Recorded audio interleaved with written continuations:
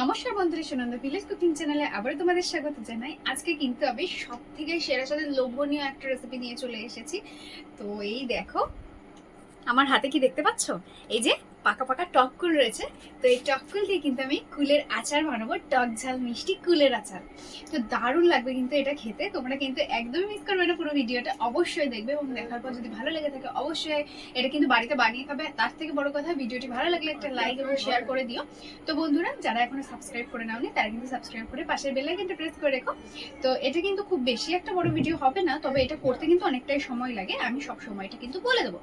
তো বন্ধুরা, বেশি দেরি না করে চলো রান্নাঘরে যাওয়া যাক। প্রথমে কড়াইতে তেল গরম হতে বসিয়ে দিয়েছি।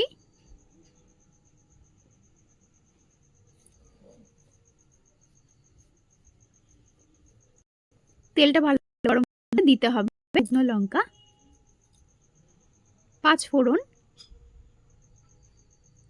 আর ওদিকে কুলটা কিন্তু ভালো করে 2-3 বার জল পাল্টে ধুয়ে নিয়েছি। আর মাথার যে বোটাটা থাকে সেই বোটাটা কিন্তু ফেলে দিতে হবে।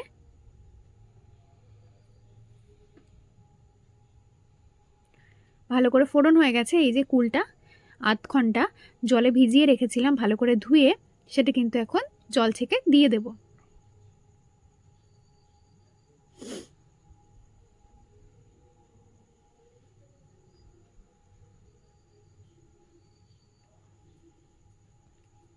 তো এটা কিন্তু আমি ডাইরেক্ট জলে ভিজিয়ে রেখেছিলাম এবং ডাইরেক্ট জল থেকেই তুলে তুলে দিয়ে দিচ্ছি কড়াইতে। কোনো অসুবিধা হবে না, তোমরাও কিন্তু দিতে পারো।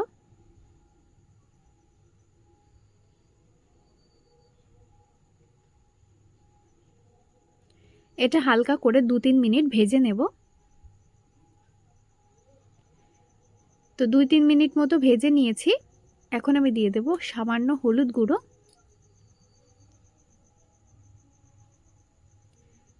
অল্প সাধারণ লবণ,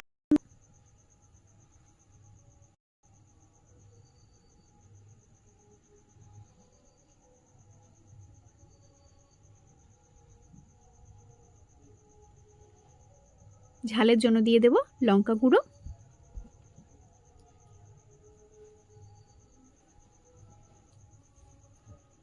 আরও 2 মিনিট ভেজে নেব।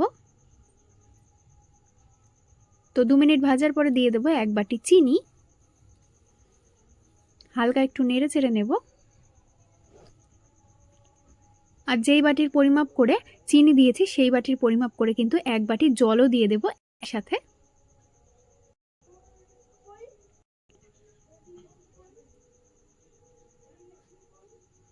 এবার কিন্তু বেশ অনেক সময় ধরে কষাতে হবে এইভাবেই।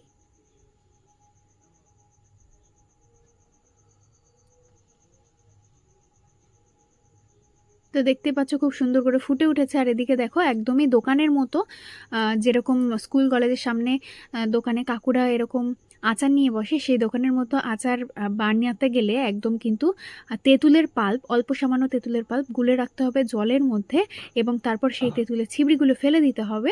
দেওয়ার পর সেই পাল্পটা কিন্তু দিয়ে দেব। আর দিয়ে দেব বিট লবণ।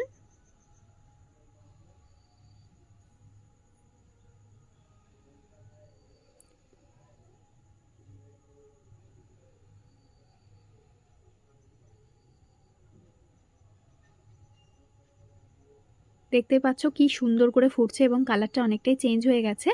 এখন আমি ভাজা মশলা দিয়ে দেবো। ভাজা মশলাটা আমার যেহেতু কড়াই ছিল তাই আর করে তোমাদের দেখালাম না। এখানে আছে গোটা জিরে, গোটা ধনে, গোটা মৌরি শুকনো খোলায় ভেজে গুঁড়ো করে নিয়েছি মিহি করে শিলনোড়াতে।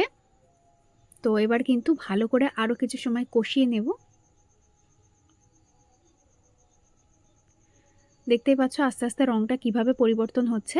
তো তোমরা কিন্তু এই চিনির বদলে আখের গুঁড়ো ব্যবহার করতে পারো, তবে আমি আজকে চিনি দিয়ে বানিয়ে দেখালাম। তোমরা যদি আখের গুড় দিয়ে দেখতে চাও বেশি বেশি করে কমেন্ট করো, অবশ্যই সেটা দেখাবো। তো এই অবস্থাতে দিয়ে দিতে হবে এখন জলজিরা। তো এই জলজিরাটা কিন্তু সব থেকে ইন্টারেস্টিং।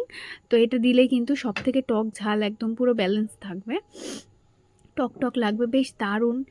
তো এটা দিয়ে খানিকক্ষণ ফুটিয়ে কিন্তু নামিয়ে নেব। দেখতেই পাচ্ছ থিকনেসটা ঠিক কেমন এসেছে। এর থেকে বেশি গাঢ় করা যাবে না। তো শেষ পর্যায়ে দিয়ে দেবো ভিনিগার। তো এটা যেহেতু সংরক্ষণ করে রেখে দেব, তাই জন্য দিয়ে দিলাম। তোমরাও অবশ্যই যদি সংরক্ষণ করতে চাও দিয়ে দেবে ভিনিগার, পরিমাপ বুঝে। যদি অল্প করো 1 ঢাকনি দেবে, আর যদি বেশি করো তাহলে 2 ঢাকনি দেবে। তো বন্ধুরা, আমার আজকের এই রেসিপিটা তোমাদের ভালো লাগলে লাইক করে দিও। টাটা।